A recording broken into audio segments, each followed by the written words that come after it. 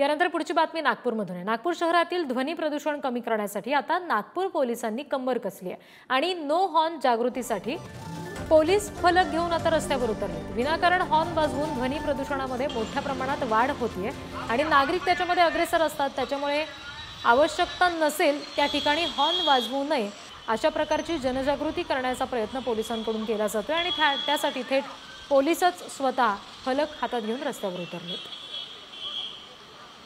जे no Hawking संपूर्ण शहरामध्ये आजपासून लागू केलेलं आहे।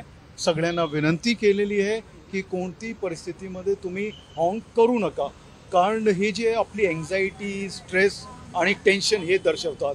तुम्ही विदाऊट हॉकिंग पण गाडी चालू शकतात आणि याचे फार दुष्परिणाम होतात। आणि याचे मेन जर तुम्ही बघितला, हॉस्पिटलचे समोर तिथे लाऊडस्पीकर किंवा हॉर्न्स वाजवतात लोक, वयस्कर माणूस आहे तिथे, कोणी बिमार आहेत का, हे सगळे बघून तुम्ही निर्णय घ्या आणि हे हॉकिंग तर अजिबात बंद करा। कारण विदेशात जर तुम्ही बघितला तिथे हॉकिंग कोणी करत नाही, मग इथे कशा गरज आहे त्याची।